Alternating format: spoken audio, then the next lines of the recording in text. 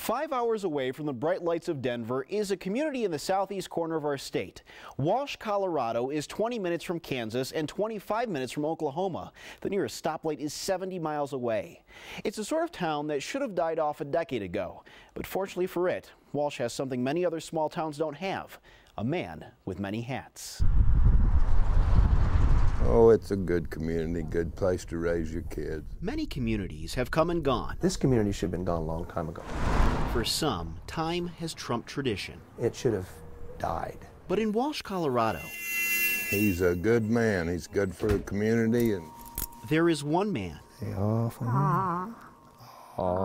whose passion for preservation has placed him in a category no others Has his finger in so many pies, I don't know how he keeps up. have accomplished. But he does good at everything he does. I like pie. he's always trying to get things done for us.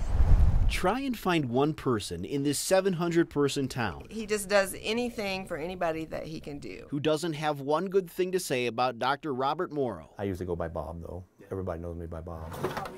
Dentist by trade, In a small community, you kind of wear a lot of hats. town Swiss Army knife by choice. I've been mayor, I've been on the city council, currently on the city councilor. Well, I've been on the fire department for almost 30 years. A licensed EMT, EMT IV, and I've been the county coroner. Those are only a few of the positions he's held or is currently serving in. This community wouldn't be what it is without him. His daughter, who has followed in his footsteps, will tell you it wasn't an easy trail. It's probably going to kill me for saying some of this stuff, but he could barely read and write when he graduated from high school. As a kid, Bob Morrow was a runaway. He left his parents behind. When I spent a year in the hospital as a child, and I saw my parents one time during that whole year. And I think after that, you know, I'd severed the binds. Bob became a foster son to a kind couple who taught him the importance of an education and the values of a small-town life. He's an amazing person. They also taught him how much joy can be brought to someone who fosters a child, which Dr. Morrow did. But he also learned the joy of serving his community can also bring pain. It was a traffic accident, and in fact, I was at home, and I got the call, and you know, I'd been home with the flu or something, and I thought, oh, I can handle this. It was just a traffic accident, and then the dispatcher says, don't come. And, you know, your blood runs cold when they say, he was just at the table, you know, 20 minutes before. His foster son was in his early 20s. I look at death a lot differently than I did before I was coroner.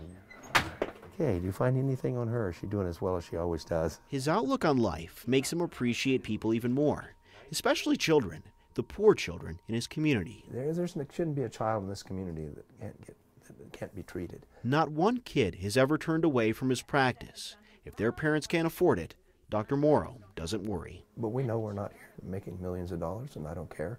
I drive a 97 pickup. I don't care.